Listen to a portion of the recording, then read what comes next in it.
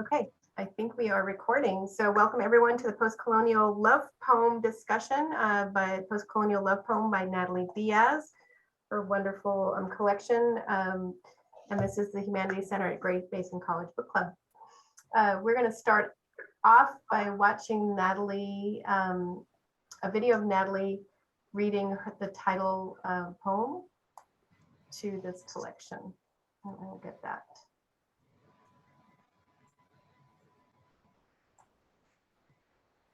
I've been taught bloodstones can cure a snake bite, can stop the bleeding. Most people forgot this when the war ended. The war ended depending on which war you mean. Those we started before those millennia ago and onward, those which started me, which I lost and won, these ever blooming wounds. I was built by wage. So I waged love and worse, always another campaign to march across a desert night for the cannon flash of your pale skin, settling in a silver lagoon of smoke at your breast. I dismount my dark horse, bend to you there, deliver you the hard pull of all my thirsts. I learned drink in a country of drought. We pleasure to hurt, leave marks the size of stones, each a cabochon polished by our mouths. I, your lapidary wheel turning green, mottled red, the jaspers of our desires. There are wildflowers in my desert which take up to 20 years to bloom. The seeds sleep like geodes beneath hot feldspar sand, until a flash flood bolts the arroyo, lifting them in its copper current, opens them with memory. They remember what their God whispered into their ribs. Wake up and ache for your life. Where your hands have been are diamonds on my shoulders, down my back, thighs. I am your culebra. I am in the dirt for you. Your hips are quartz light and dangerous, two rose-horned rams ascending a soft desert wash. Before the November sky untethers a 100-year flood, the desert returns suddenly to its ancient sea. Arise the wild heliotrope, scorpion, and blue phacelia, which hold purple the way a throat can hold the shape of any great hand. Great hands is what she called mine. The rain will eventually come or not. Until then, we touch our bodies like wounds. The war never ended and somehow begins again.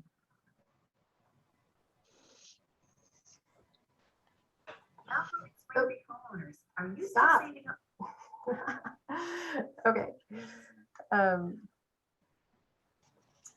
So, any thoughts on that?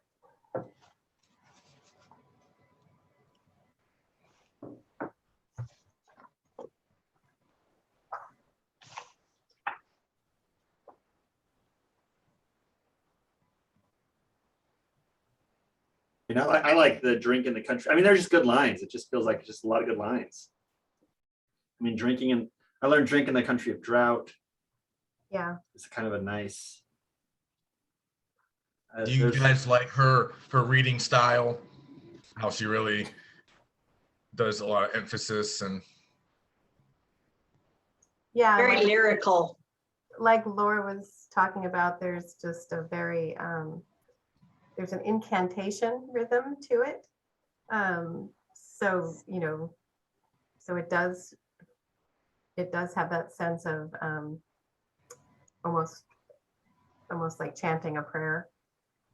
Yeah, so I actually listened to the whole book on Audible, and she's reading the whole thing on Audible. So it's kind of cool to listen to it. Oh, you did listen to it, Ethan? Oh.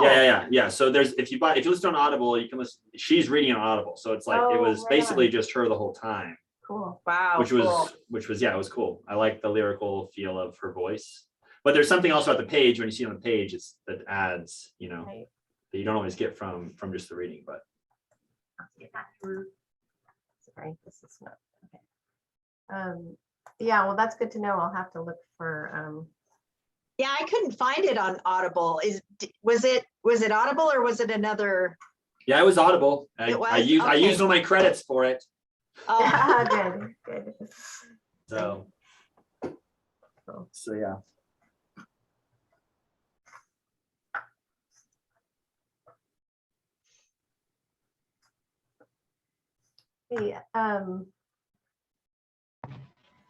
The other one that I wanted to do was, it's just a 3-minute one, and it's Natalie talking a little bit about Postcolonial Love Poem and what she hopes the reader will get out of it. So let's just watch that real quick.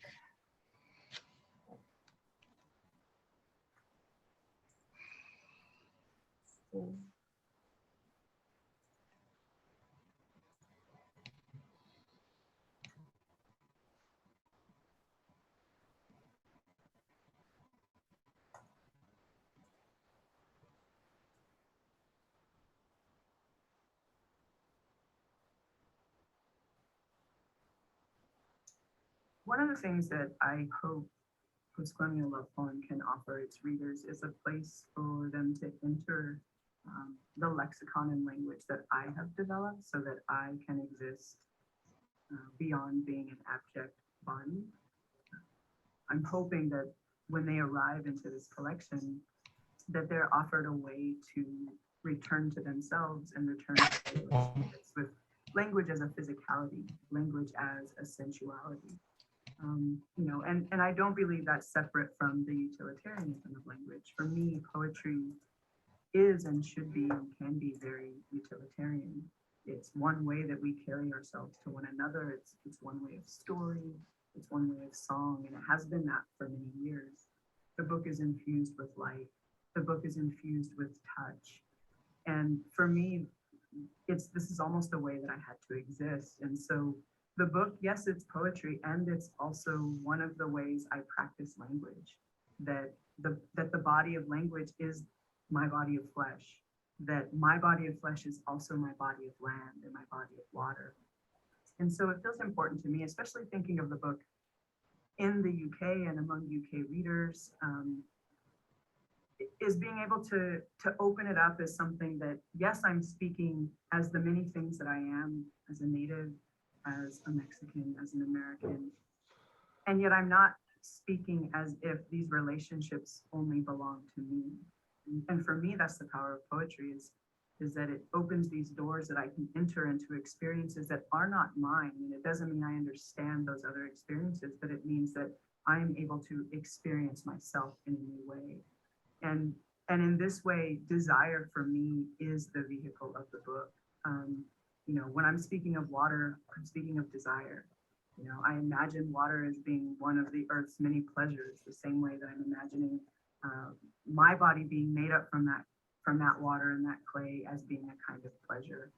And I think that's something that's really important. And I'm seeing it in the conversations that are happening, like the conversations the book has been within the UK and among. I feel like that's, again, we're kind of returning to poetry as this power to be beyond. It's not only against, it's not, you know, even thinking of what we call a kind of political poetry. Yes, we're speaking back towards something, but we're also speaking, you know, toward and beyond something that might not exist yet, at the same time that we're speaking back towards something that has existed in the past.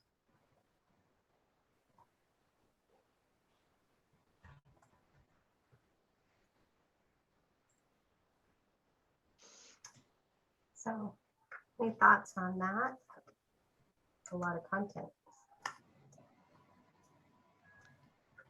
Yeah, I like the point last night too that she made about not really always speaking against. You know, I think that's a really when she was talking about alongside yesterday, and coexisting with people, and I like kind of her metaphor of when you're engaging with someone, it's kind of like sowing a field in front of both of you and figuring out what can and can't grow there, and trying to make things grow even if they don't always agree. And anyway, I was pretty encouraged by that, because yeah, I like people who kind of can see beyond just opposition in everything and look for something a little bit higher or a little bit, I don't know, a little more realistic than we're going to win, you're going to lose. Or, you know what I mean? It's just like, it's not just that. It's like people can express who they are and no one has to lose. You know, everyone can express, there can be space for that, you know, and Yeah, that's and what I like- liked. She was saying like poetry is about inclusion and about, like, she talks about her life, but that doesn't exclude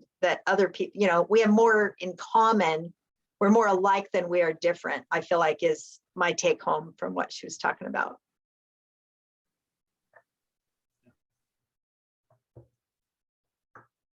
I mean, I thought she was interesting as too when she talked about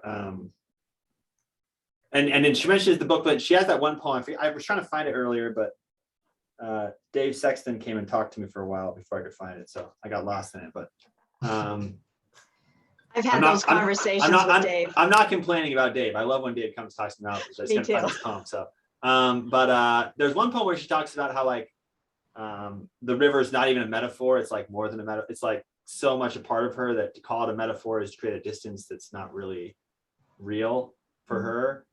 And anyway, that just kind of reminds her, the whole way she talks about language just always kind of reminds me of that. She's really like kind of unifying with words.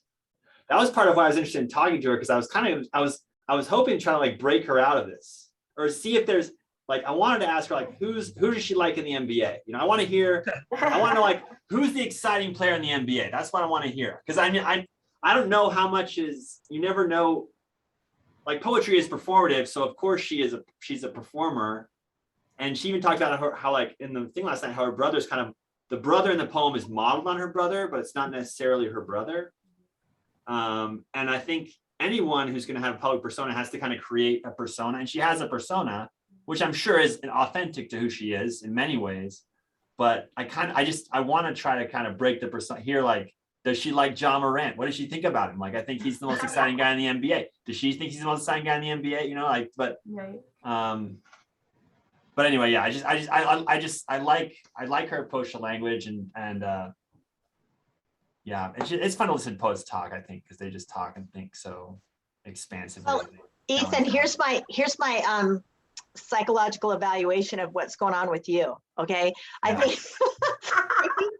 I think that part of what she did is shared so much about the deep side of her. You know, she goes into such depth with these very intimate, you know, personal, metaphorical situations in her life that, yeah, you just want to know, you know, who's her pick for the NBA, you know? Yeah. You want to know the more surfacey things because she went so deep with the deep stuff. And that's not a criticism at all. I think it's just an observation, you know, that maybe when we go so deep, we want to connect on a more surfacey way. You know what I'm saying? Yeah. Well, full disclosure, I was very into poetry from like the 7th grade until I don't know. I went to college and realized I couldn't be a poet. Well, maybe I didn't realize that, but it just didn't make sense to me anymore. But dropped it in college? Well, I write sometimes, you know, I kick it around. I did write my way one time into a 300 level poetry class. My first semester in college, then I was taking English 101, and this guy was teaching a poetry 300 level course, and I walked up to him like, hey, I want to take your course, but I need to get this thing signed so I can take it. He's like, you've never taken a college class. I'm like, no. And then he goes, write me a poem. He goes, give me a poem and I'll see if you can get in. So I gave him a poem. He let me in the class. So that's like one of my great accomplishments in life. It was a pretty dumb poem, but he let me in. So, but yeah, I was like, oh, so one of my questions was when I was reading this book that kind of, and why I want to ask you about the NBA, I want to know, like, can you write a poem that's just pretty surface? Like, can you write a meaningful poem that's about like John Morant? Like, I want to know, can I just not get, I guess maybe this goes back to the last book we read, that was also so emotional. And when I was talking about kind of like, I like to just talk basketball when I'm having emotional days. Like, it's cool. Yeah. Like, I don't want to go out and cry about stuff. Right? I don't want to get too deep. John Morant's very exciting. No, yeah, he is. And John Morant's from South Carolina, just 2 hours away from my hometown. Yeah. So I claim him as one of, we are united. Yeah, so I just want to, I kind of want to explore the idea of writing a poem that's not, I want to know if there's a way to write a poem that's not like deep or not, it is deep, but not deep in that way. It's like deep into the surface of things, of like, Oh yeah. making everyday things meaningful instead of like really making them deep, like getting too deep or Oh something. yeah, I think you definitely can. There's kind of a theory behind that, like the idea that, you know, like the surface can be the depth, you know, like just Right. sort of like inverting Oh, the yeah. typical order and Yeah. like focusing more on surface things, but they are important in their way. Like they have some kind of resonance that's equal to the deep stuff, because we always separate those things, you know. Yeah. But sometimes we can rethink that. Yeah, Ethan, Well, I think ever read Natalie Goldberg's Writing Down the Bones? No. But it's an excellent book. Natalie If Goldberg. you're, it's a fantastic book for writing, creative writing of all kinds. But she actually has, and I can't remember if it was her poem or if it was the first time she read a poem, and it was the same kind of conversation where she was trying to be, like many young poets, trying to be so earnest and so, taking her insides and putting them out there for everybody. And then she read this brilliant poem that someone had written about cutting carrots. And it kind of changed her whole life. Like, oh, right, I could actually just talk about what it is I do. And if I am, in her way, because she's a practicing Zen Buddhist, in her mind, if I am being present with what I'm doing, even if it's commonplace, that authenticity is going to come out. So it's kind of to what you're saying is like, it doesn't really matter the topic that you're talking about, the subject matter. It has more to do with, I think, that authenticity. And also, Well, I feel like, oh, I'm sorry, go ahead. I grew up reading Shel Silverstein and Dr. Seuss. Right. And I'm telling you, I mean, they're profound. The Giving Tree. I mean, I was telling my husband the other day, sometimes I feel like the stump in Shel Silverstein's Giving Tree. And he's like, I have no idea about what you just said, and because he didn't read, he wasn't into poetry and that kind of thing. But to me, I mean, growing up, that was, my brother and I used to sit and read Shel Silverstein's, and we would memorize, these long passages because they were so hilarious. But they made us connect in a way, with the written word that maybe we wouldn't have otherwise, and makes you think about normal everyday things like, accomplishing anything big starts with just taking a bite of the whale, right? The little girl who eats the whale, But also, like all kinds of everyday tasks that seem very mundane or whatever, like they can always be made to represent bigger things, So like that was a little bit of what I understood from her talk about metaphor, like how we always want to separate metaphor from like what we think of as like literal, speech. But like almost anything can be a metaphor, like if you want it to be. So I don't know, like that was kind of how I thought of it. Like cutting carrots can, like, it's a very simple thing, but it could also mean a lot of things, like it could have a lot of bigger meanings that people could uncover. Right. And isn't that what art is all about? Is that, making the normal and everyday, more romantic and more beautiful than maybe what it really is? Or maybe not making it more beautiful, but just revealing the beauty that's already there for people who may not see it. I think that's why I like her basketball poems the most. It might be just because I like basketball, Right. But it's also because it's such a just kids playing basketball. But she really gets to, I think it's the run and gun one, or I don't know if it's called that, but that poem is like, I felt like I was playing basketball. And I'm not even, I'm not like Native American. I don't always like to play basketball on a reservation or the meaning in going or being a reservation kid and then going and playing at the high school against all these white kids. Like there's 23. Right. Yeah. There's a lot of stuff there that I can't really fully grasp because of, who I am. That's not how I grew up. But you can feel the stakes of the game and like the pride in the game. And there is like that feeling. I have felt like an underdog in a game, and you can connect to that feeling of like I'm just going to outrun this guy. I'm going to out hustle everybody, and we're better than they are, even if they're never going to accept it on any other place. I don't know. I think that the everydayness of that poem really just like was perfect for me. Yeah, I have a couple of things underlined in that one, but in the second line, she says, "Only a tribal kid's shot has an arc made of sky," which I just thought was brilliant.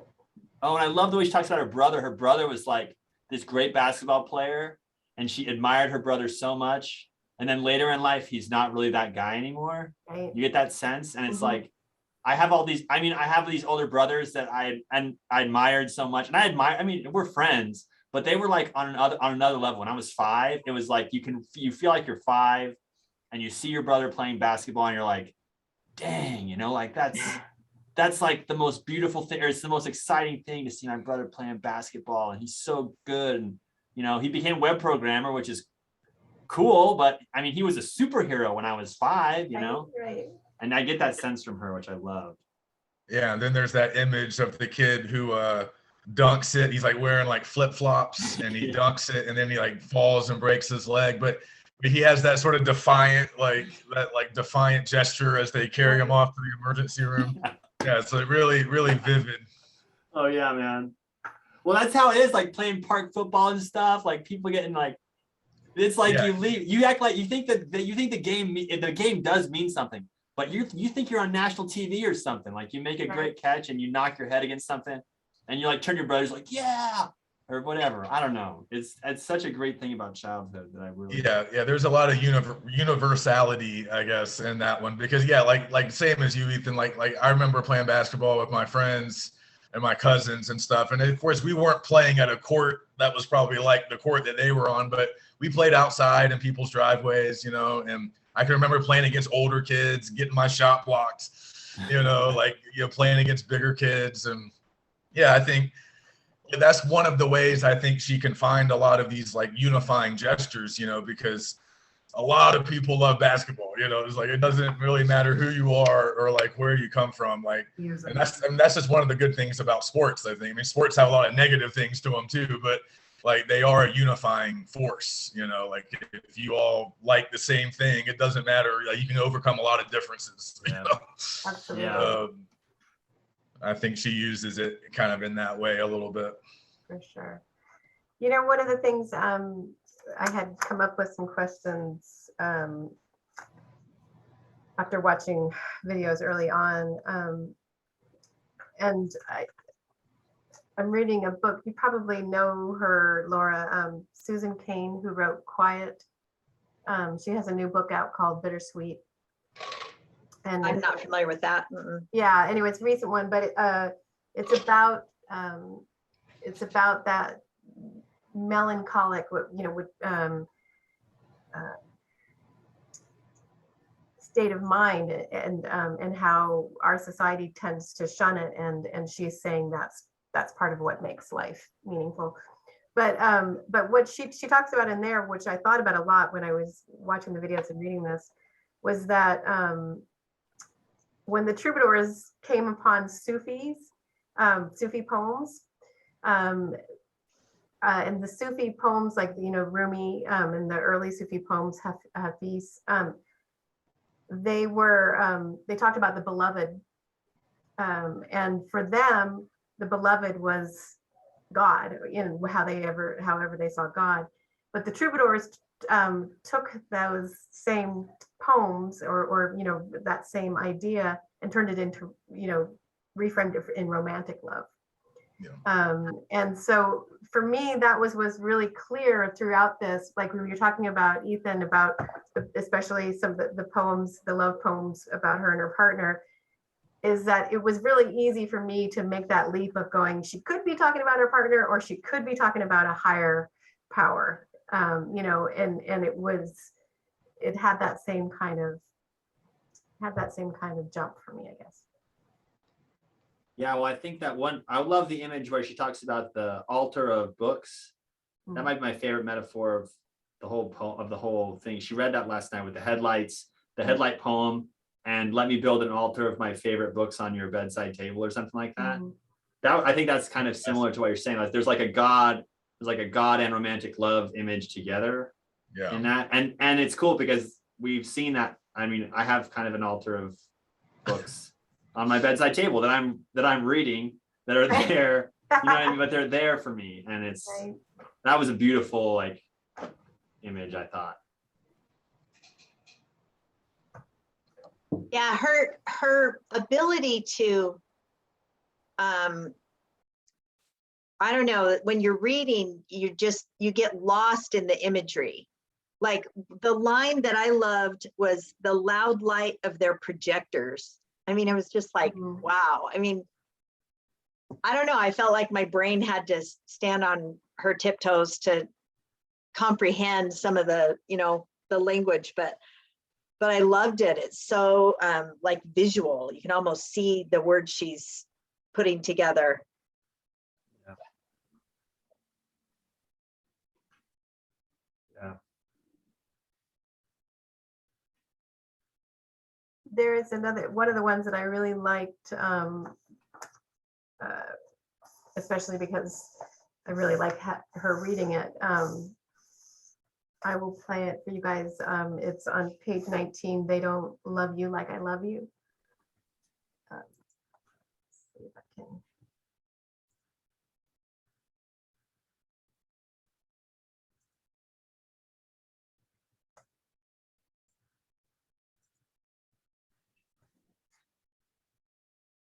They don't love you like I love you.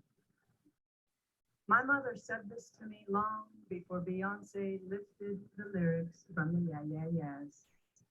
And what my mother meant by don't stray was that she knew all about it. The way it feels to need someone to love you, someone not your kind, someone white, someone, some many who live because so many of mine have not, and further live on top of those of ours who don't. I'll say, I'll say, what is the United States if not a clot of clouds, if not spilled milk or blood, if not the place we once were in the millions? America is maps. Maps are ghosts, white and layers of people and places I see through. My mother, like your mother, has always known best, knew that I've been begging for them to lay my face against their white laps, to be held in something more than the loud light of their projectors as they flicker themselves sepia or blue all over my body. All this time, I thought my mother said, wait, as in give them a little more time to know your worth, when really she said, wait, meaning heft, preparing me for the yoke of myself, the beast of my country's burdens, which is less worse than my country's plow. Yes, when my mother said, they don't love you like I love you, she meant, Natalie, that doesn't mean you aren't good. Gracias. I love that one. I finally figured out how to turn the volume up. So could you guys hear that better? Yeah. Yeah. Yeah. Yeah, I just loved, and again, totally universal. At the same time, being very specific, being very personal and universal at the same time. But what is the United States if not a clot of clouds? I mean, that image stopped me in my tracks, because when I think of, I mean, the word clot, because then she goes on to say, or spilled milk or blood. But it's, in my mind, I immediately think of those, the religious images of clouds in the sky with, and you're gonna think of God, you're gonna think of, this white God, white bearded God up in the sky and the clouds. So,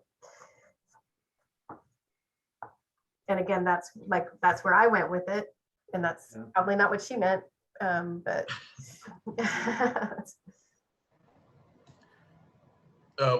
One thing I liked about just the way the collection was organized, I liked I guess like the variety, I don't know a better way to put it, but like, you know, from one text to the next, from one piece to the next, there could be a lot of variance, you know. So like right after that one, Gail, the very next one, Skin Light, I feel like stylistically it's very different, you know, like I would say a little heavier on the imagery, like a little more lyrical in terms of like the way the lines sound, you know, if you look at that one on page 21. Yeah.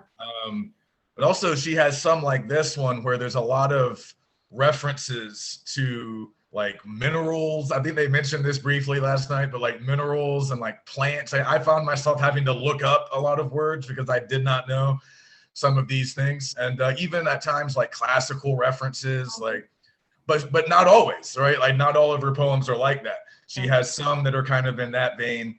And then I would say she has some that are a little more like straightforward in terms of style, not as dense. Then she has like her like sort of prose ones that like Run and Gun that feel to me like a prose poem. And I think she has a couple of those as well. So that's cool. I like how they kind of switch it up. So you're not getting the same style over and over again. That made for a good reading experience, I thought. Yeah, I agree. And then some of them, you know, for me, I think it's a great way that she is not easily categorized, right? Because she does goes the whole gamut.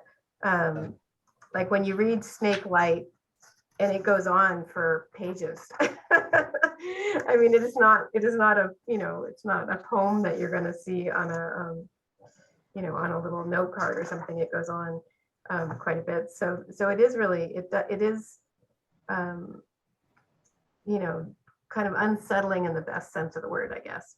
Keeps you from getting complacent with her reading. I'm interested in this line that I don't know, I'm trying to figure it out. She's talking about her mom preparing her for the yoke on 20. What does this mean? The beast of my country's burden, which is less worse than my country's plow. I'm trying to like, there's like a double negative in there that's making me, the beast of my country's burden, which is less worse than my country's plow. Well, the beast pulls the plow. Yeah. I mean, the beast of her less country. Worse. Yeah, that's. I mean, the burden is like being, I feel like it's like being a Native American, being like maybe I feel like the burden feels to me like the historic burden that you carry of loss that is like never ending. Generational trauma. Right. But like the worse than my country's plow, like, is that the work you have to do? I think it's the fact that the white man came in and tore up the ground. You know, worse. maybe that's part of the imagery. Have any of you read her other book about her brother? I've only read, I mean, I've read some poems from it, but I haven't read the whole book. Yeah, I just heard about it today. And so I attended this grief conference most of the day today.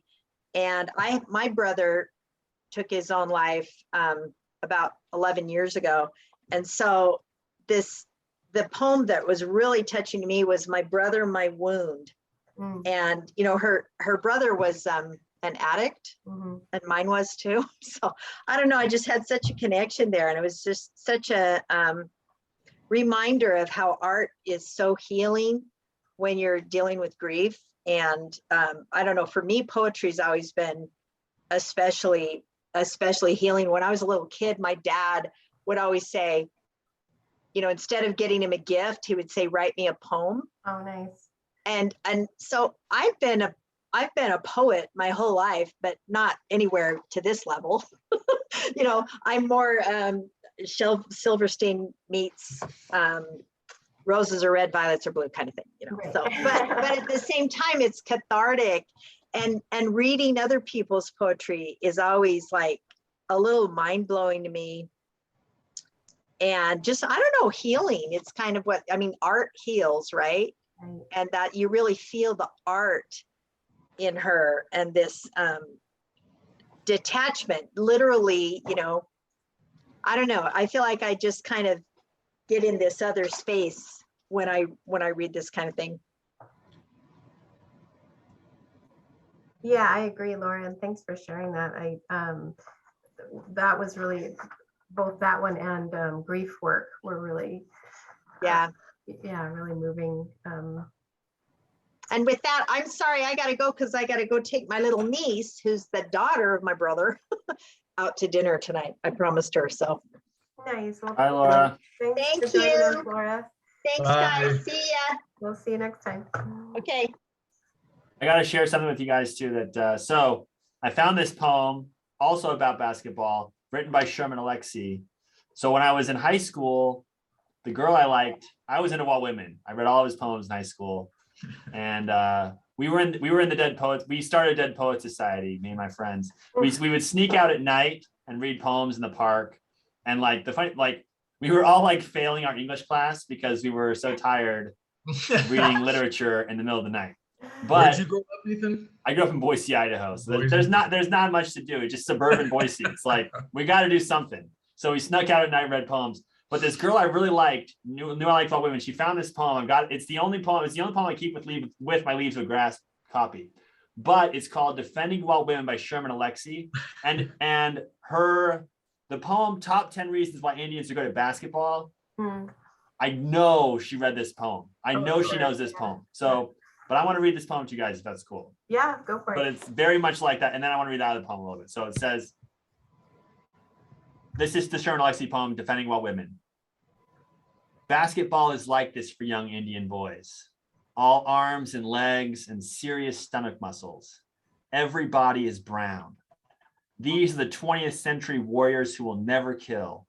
Although a few sat quietly in the deserts of Kuwait, waiting for orders to do something. God, there is nothing as beautiful as a jump shot on a reservation summer basketball court where the ball is moist with sweat and makes a sound when it swishes through the net that causes Walt Whitman to weep because it is so perfect. There are veterans of foreign wars here, although their bodies are still dominated by collarbones and knees, although their bodies still respond in the ways that bodies are supposed to respond when we are young. Every body is brown. Look there, that boy can run up and down this court forever. He can leap for a rebound with his back arched like a salmon, all meat and bone, synchronized, magnetic, as if the court were a river, as if the rim were a dam, as if the air were a ladder leading the Indian boy toward home. Some of the Indian boys still wear their military haircuts, while a few have let their hair grow back. It will never be the same as it was before. One Indian boy has never cut his hair, not once, and he braids it into wild patterns that do not measure anything. He is just a boy with too much time on his hands. Look at him. He wants to play this game in bare feet. God, the sun is so bright. There is no place like this. Walt Whitman stretches his calf muscles on the sidelines. He has the next game. His huge beard is ridiculous on the reservation. Somebody throws a crazy pass and Walt Whitman catches it with quick hands. He brings the ball close to his nose and breathes in all of its smells: leather, brown skin, sweat, black hair, burning oil, twisted ankle, long drink of warm water, gunpowder, pine tree. Walt Whitman squeezes the ball tightly. He wants to run.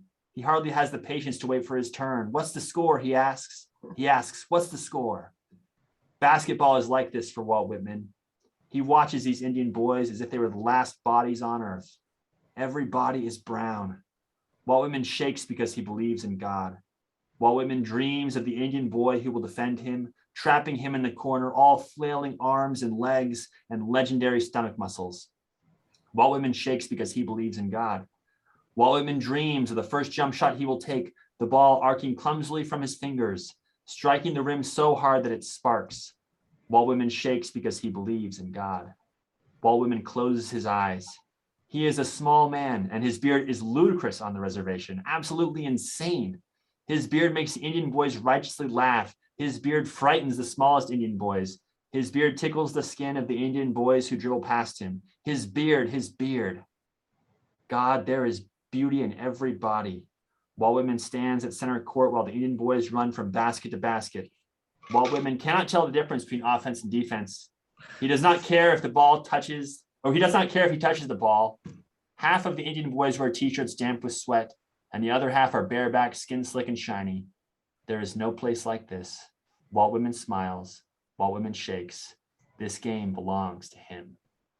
Isn't that a cool poem? Yeah, that's a great Anyway, poem. but yeah, so so top 10 reasons why Indians are good at basketball. She talks about, and she references Walt Whitman at the bottom of the page. And it's about basketball. I just feel like she's in conversation with this poem in some ways. Yeah, I think you're right. But and she also she later mentions when she talks about this one says Sherman Alexie in it. This one references Sherman Alexie and Walt Whitman in it, because she says this is in the second one, because a long time ago the creator gave us a choice. You can write like an Indian god, or you can have a jump shot sweeter than a 44-ounce can of government grape juice, one or the other. Everyone but Sherman Alexie chose the jump shot. Right. And then she references Walt Whitman later on the page. So it's got to be in conversation with this poem, which is just crazy because this would just give me some girl I had a crush on. And it's just been chilling in my book. But I don't really know that much Sherman Alexie. But my favorite too in this one is in number 10. The 10th one is so good. I love this.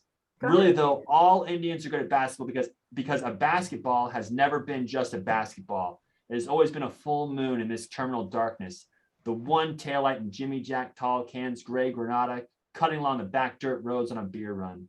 The creator's heart that Coyote stole from the funeral pyre, cursing him to walk alone through every coral dusk. It has always been a fat gourd we sing to, the left breast of a Mojave woman, 3 Budweisers into Saturday night. It will always be a slick, bright bullet we can sling from the three-point arc with 5 seconds left on a clock in the year 1492. As it rips down through the net, our enemies will fall to their wounded knees with torn ACLs. That is just awesome. The 5 seconds left in 1492 is such a great, that is a beautiful 5 seconds left on the clock. It's just so good. Yeah. It's like you can't really add to stuff that's not good, or you almost can't even comment on it, I feel like. But that's just a great. So anyway, when I listened to this one, I was like, I thought of that poem. I know it's still in my leaves of grass. But yeah, it's very cool that she mentions Whitman here too. Yeah, I mean Sherman Alexie and Whitman in the same poem. It's got to be in conversation with that poem. Yeah. And it's just interesting that they're both kind of envisioning Whitman. As well, in the case of Alexie, he envisions Whitman really liking Resball. Yeah, like he would be at home there. And then in hers, when she quotes Whitman. Yeah. On the very bottom of page 40. Yeah. This would be a number 6. Did you already read this? No, I didn't. Read that. Read it, yeah.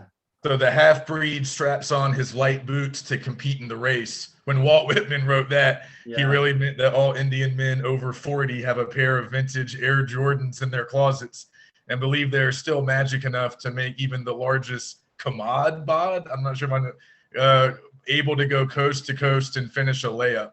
Yeah. Yeah. So yeah, kind of responding to Whitman or like updating Whitman. Right. That's cool. Yeah. It is cool. I like the way that she uses, because she uses like you were saying earlier, Sam, she kind of brings in some different. There's a lot of different. You have like the coyote showing up from like more. Yeah. The coyote shows up, which is a very Native American symbol. But then she also talks a lot about other mythologies, like there's biblical language, and there's Whitman in some, Whitman in his own way is kind of a mythological character, and also not, but it's not Greek and Roman. Yeah. Right. It's not limited to like Native American symbols. It's it's kind of putting them in conversation with a lot of symbols that I really like the way that she does that. And in the same way, like the Sherman Alexie poem, Whitman becomes kind of, I don't know. It helps for me as like a white guy, I guess. To feel more like I can really relate to these. I can really take joy in this watching Reds basketball, because Sherman Alexie saying, well, women can enjoy it. And really truly enjoy it. Right. Yeah. Like Whitman would like to play with us. Like Whitman would enjoy it. But again, I think they're very much responding to part of like what we think, like part of the mythology with Whitman is he was, for his time, a pretty open-minded dude. Yeah. So they seem to kind of be like tapping into that a little bit. Yeah. But I like that idea that you said, that it's kind of like an invitation for everyone to kind of, because you could write I think a Native American author could write an exclusionary poem, and they have every right to do that. I'm not saying that, I wouldn't be hurt if someone wrote an exclusionary. It's like, this isn't about you, it has nothing to do with you, and it's not to relate to with you, because everyone has different experiences. I'm fine with that, but I like the gesture of, I'm inviting you in by using symbols from various places to let you relate across the divides, and that's, anyway, I think that she does that well, really well. Oh yeah. And also, to me, what it says, again, like the breaking of the Indian stereotype, is that, if you are a post-colonial poet, or if you're writing in a post-colonial United States, you are going to have all those things that you reference, because what was the line that she says, something about not being good at math because she went to an American high school or something. There's all those things that through our school systems and through everything that we got, even if it was just a little bit of it, like 5th grade, we all got Greek myths and whatever it was, regardless. And so that is all in our lexicon, right? It's all there, whether or not we're aware of it or not. Yeah, it's a very hard thing to pull off, to both, celebrate your own unique culture and your own unique, cultural identity, while also pointing out that you share all these things with everybody else who lives in this huge place. That's it's hard to do both at once, but that's probably why the book was so successful. Yeah. Were there any other poems that stuck out to you guys? I liked in the first water is the body. There was just a thought I liked. It's kind of a longer poem, but there was a thought in here I thought somewhere about how she talks about translation. Maybe it's not in this one.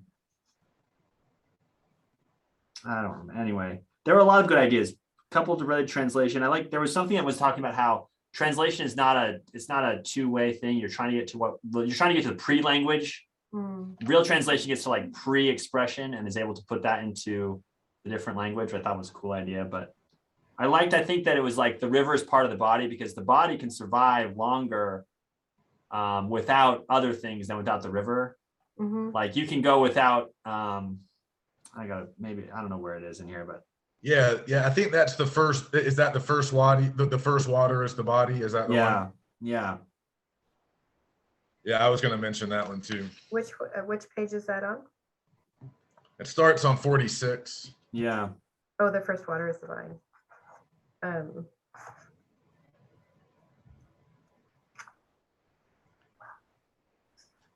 I can't find where it's something about dying. Yeah, this is a rather long one. Yeah, it's kind of hard to find, but oh, here's the true translation part in 48, bottom of the page. True translation is not a binary affair between two languages, but a triangular affair. The third point of the triangle being what lay behind the words of the original text before it was written. True translation demands a return to the pre-verbal, which I liked. Yeah, I like that. It's just kind of a fun. Well, it's a good thought. But yeah, and that was actually one of my questions that I had written out. Was that she didn't grow up speaking Mojave, but she does. She speaks it now, and she translates and is very active in the Mojave language. And then she grew up speaking some Spanish, but it wasn't her first language. But I'm fascinated by, like many indigenous languages, how in Mojave one word will mean multiple things. Like she says, in Mojave, thinking, body, and land are the same. So I wonder, my question for, one of my questions was, has she ever composed a poem in Mojave and then tried to translate it, into English? Because I think that's part of the tension that I feel that is so evocative in her work, is that the English language isn't sufficient to express what she's trying to say. Yeah. You know, and so it should be curious to see, you know, if she does she ever write in Mojave. Yeah, that would be cool. I found the thing that I was talking about. On 51 at the bottom, it says, my elder says, cut off your ear and you will live. Cut off your hand and you will live. Wait, what page are you on? 51, bottom of the page. It says, my elder says, cut off your ear and you will live. Cut off your hand, you will live. Cut off your leg, you can still live. Cut off our water, we will not live more than a week.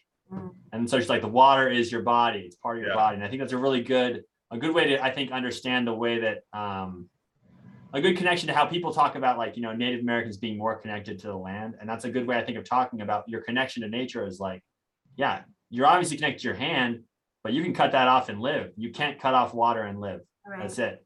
It's part of who you are. And I think it's a really strong metaphor just for explaining how dependent we are on nature. And it's, I think it's very appropriate to come from a Native American poet, because it's just it's a really perfect saying, I think, that we can't live without the environment, you know? Yeah. Yeah, and it kind of gets back to what she was talking about with metaphor. Like at the very beginning of the poem on 46, you know, she says, the Colorado River is the most endangered river in the United States. Also, it is part of my body. Mm-hmm.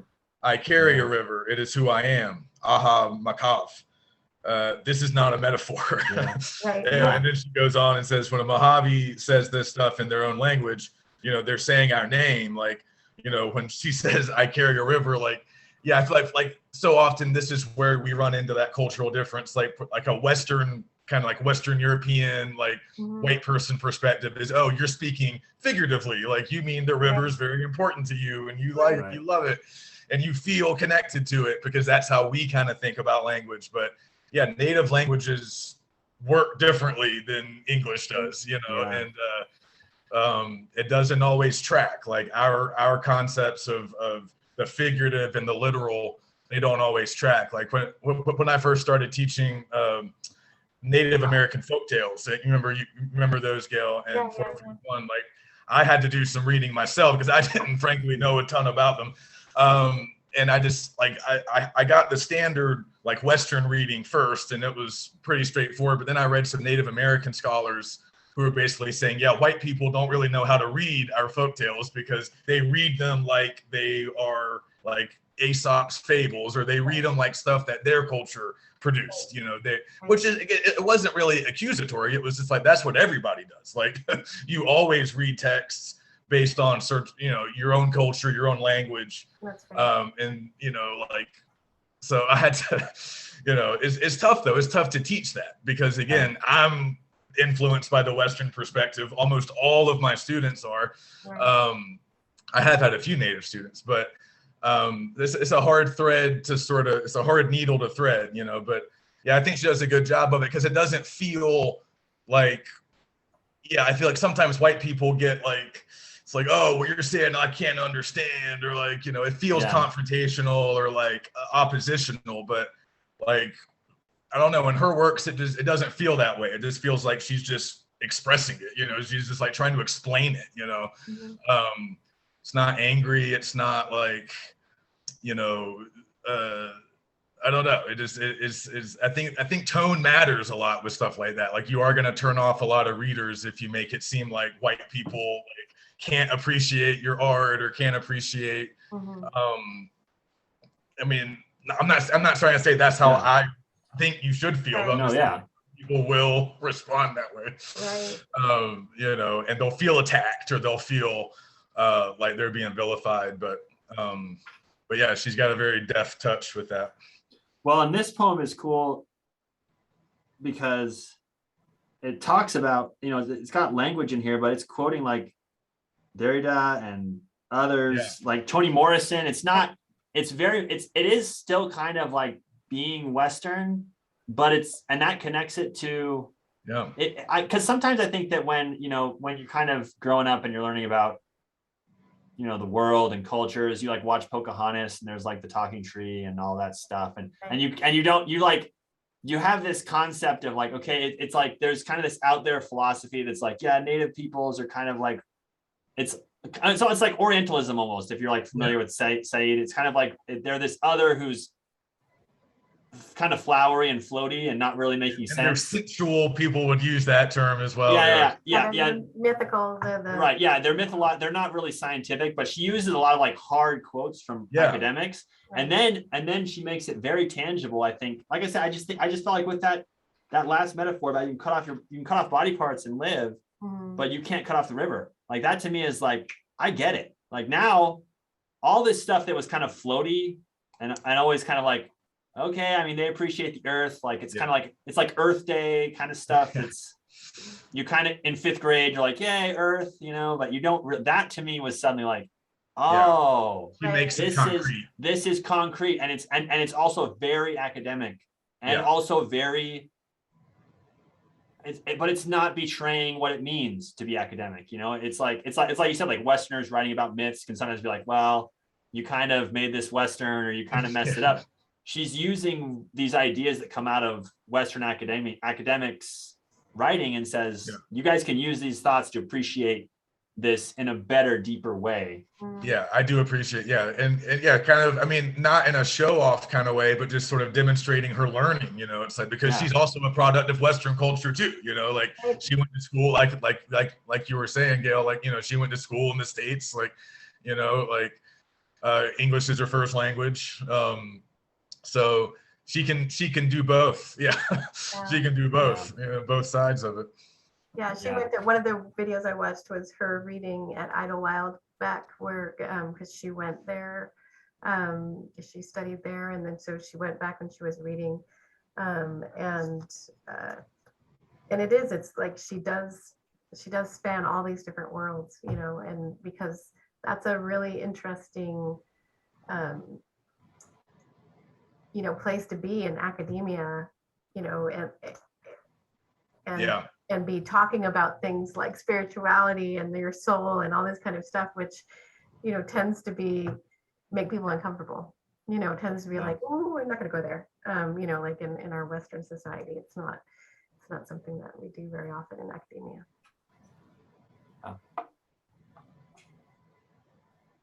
Yeah, that's a great poem. The first water is the body. I think that's a great poem. Yeah, it is a really good poem.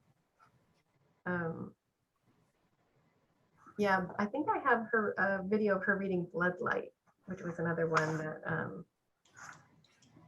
Bloodlight is on page 5. Yeah, let's see if it's this one. Hold on.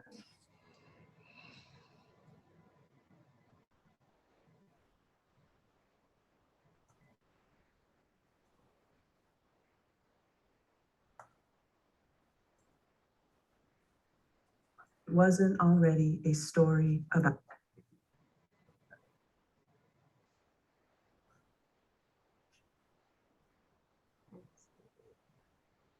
Not that.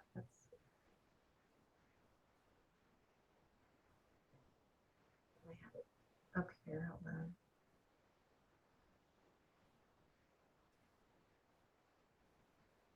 Nope, that's. Oh, here it is.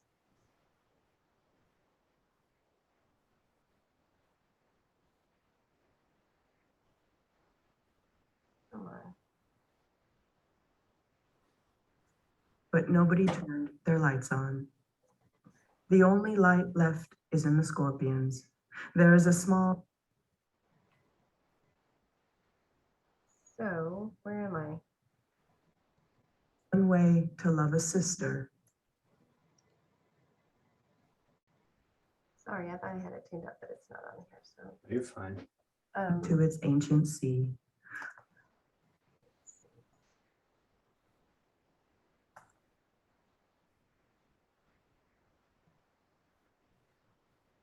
Okay, you guys can just talk for a second. Let me see if I can find this real quick. All right. Sam, who do you like in the playoffs? I am kind of pulling for Memphis just because I really do like Morant, you know, like I do love him play. Yeah, I love Ja Morant, man. I think he's the most exciting player. But I'm a Celtics fan. I went to Boston. Oh, you're a Celtics fan. Yeah, I did graduate work in Boston, so that's, you know. Oh, okay. I'm all in. Oh, they're looking so good. I'm so excited, man. But they'll get Milwaukee next, right? Yeah, it's gonna be. I think we're gonna surprise people. I think we're gonna beat Milwaukee in 5 or 6. Really? Oh yeah, dude. I think the Nets are better. Like people are like throwing the Nets out like they're a bad team because that we swept them. But we won. I mean, it was all those games were close. We didn't blow them out. Yeah, game one was great. I didn't see all of them, but I Yeah. watched game one.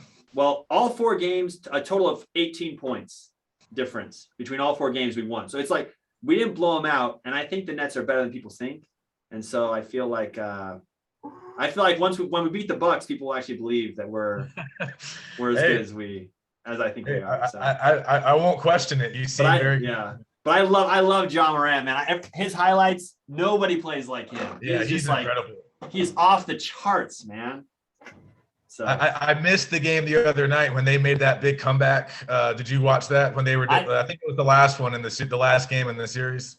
Yeah, I hardly ever get to watch games. I just watch highlights. But every time Ja's on, I'm like, this guy is nuts, man. He's this little dude who's flying over guys, man. He's just. But they were down big, and I think it was game 4. I think game 5's tonight. Yeah. They were down big in game 4. I had to leave and go somewhere. I come back and I just see the highlight of him doing this crazy layup at the buzzer. No. Yeah. I saw that buzzer. It's just like, yeah.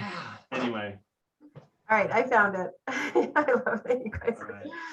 Natalie would love that you guys are riffing on basketball. Okay. All right, this is Bloodlight, so it's on page 5.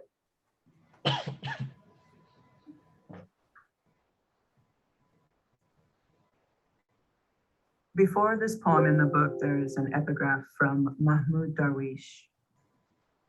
We admitted that we were human beings and melted for love in this desert. Bloodlight. My brother has a knife in his hand. He has decided to stab my father. This could be a story from the Bible if it wasn't already a story about stars. I weep alacranes. The scorpions clatter to the floor like yellow metallic scissors. They land upside down on their backs and eyes, but writhe and flip to their segmented bellies. My brother has forgotten to wear shoes again. My scorpions circle him, whip at his heels. In them is what stings in me. It brings my brother to the ground. He rises, still holding the knife. My father ran out of the house, down the street, crying like a lamplighter. But nobody turned their lights on. It is dark. The only light left is in the scorpions. There is a small light left in the knife, too. My brother now wants to give me the knife. Some might say my brother wants to stab me. He tries to pass it to me like it is a good thing, like, don't you want a little light in your belly? Like the way Orion and Scorpius across all that black night pass the sun. My brother loosens his mouth between his teeth, throbbing red Antares. One way to open a body to the stars with a knife. One way to love a sister, help her bleed light.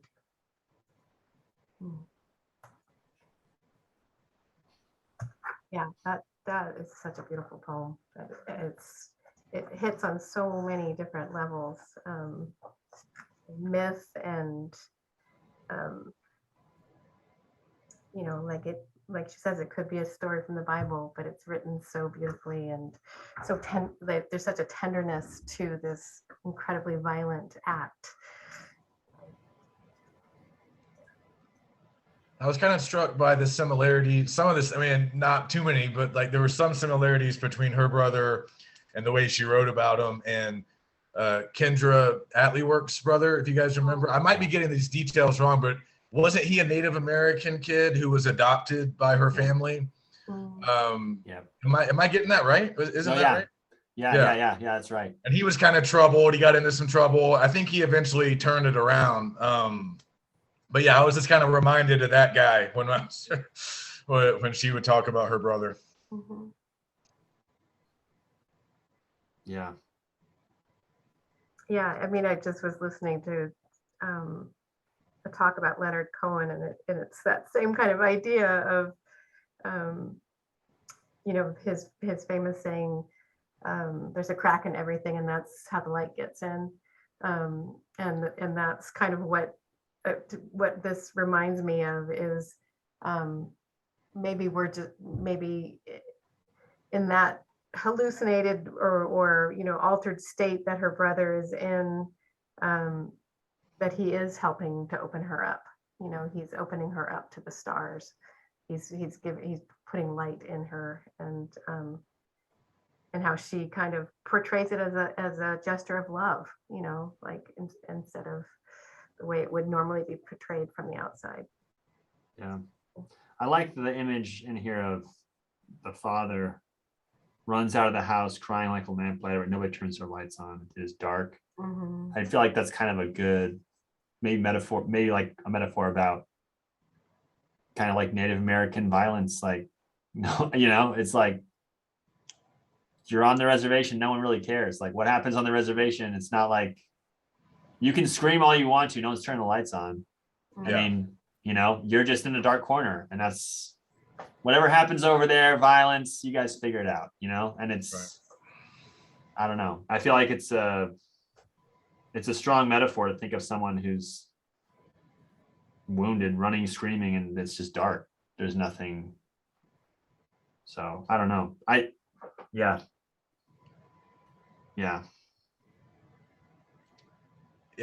Long ago, before I came to GBC, I used to show Smoke Signals, which is a movie based on some of Alexi's stories, I think. I'm not sure exactly what it's based on, but it's based on some of his work. Yeah. I'm not sure if the text has the same name or not, but we used to watch that movie, and it was a real eye opener for a lot of my students. This was back on the East Coast, and a lot of them had never like seen a Native American person, like much less like been to a reservation. So like I would provide some statistics and like some context for like the conditions on reservations and how like how high substance abuse rates are and suicide rates and all this stuff, and they had a hard time wrapping their minds around it. They're like, why is it so bad? Like, why is it like that? It's like, it's hard for me to explain, but it's something that stays out of view for a lot of Americans. Mm-hmm. What happens on reservations. Yeah, definitely. Yeah, and we have quite a presence in our area that isn't part of most of our, of the white people's, daily reality, but it's so close. Yeah. For sure.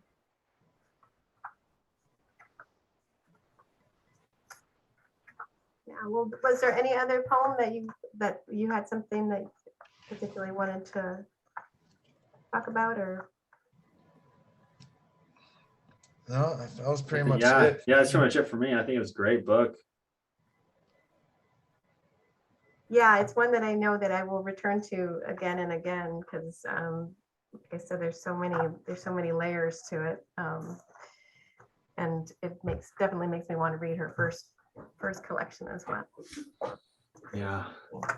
No, yeah, I'm questioning. I'm writing this on some of my work. I'm working with a myth, an old Filipino myth that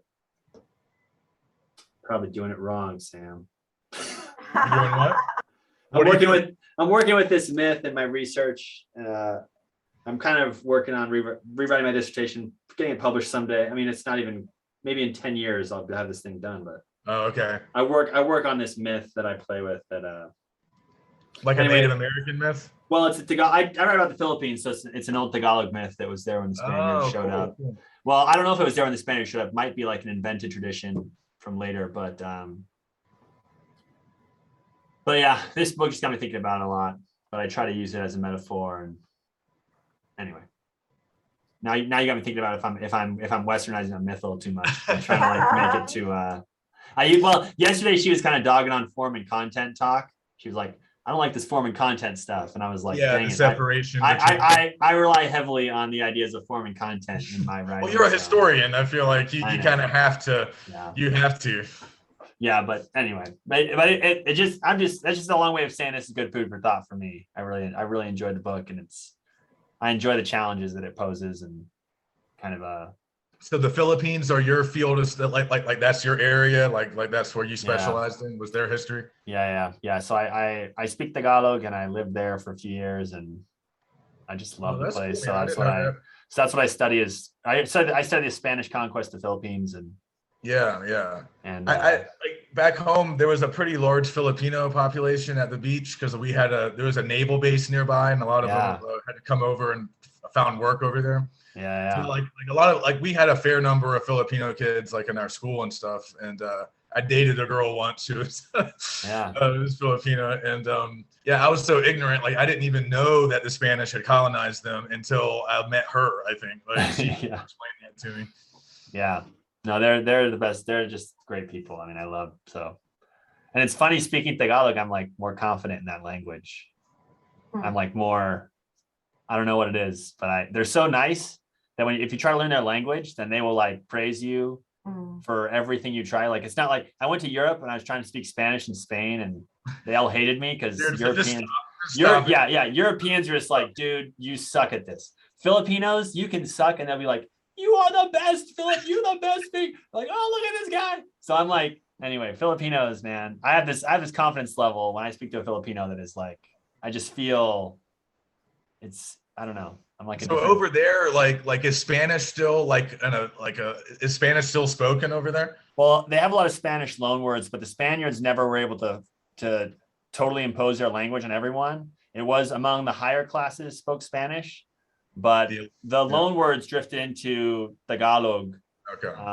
Especially like religious words, you know, Jesucristo and Espiritu Santo and all those words, but the structure remains completely Filipino in the language. Cool. But they have Spanish names often, right? Yeah, their last names are often. So they have Spanish names and stuff like that, but they're not really Spanish and they're not really they seem not Asian because they're so Catholic that sometimes they're seen as like not purely truly Asian, which is kind of a weird thing about Filipinos. But anyway, that's a bit of a tangent. Have you read the When You Trap a Tiger?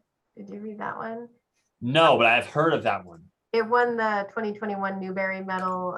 It's a young adult book. My daughter and I read it. Maybe I did read that with my wife. No, I haven't read it yet. I read one that won an award. So is this one Filipino based? Yeah, so it's Korean folklore. But there's also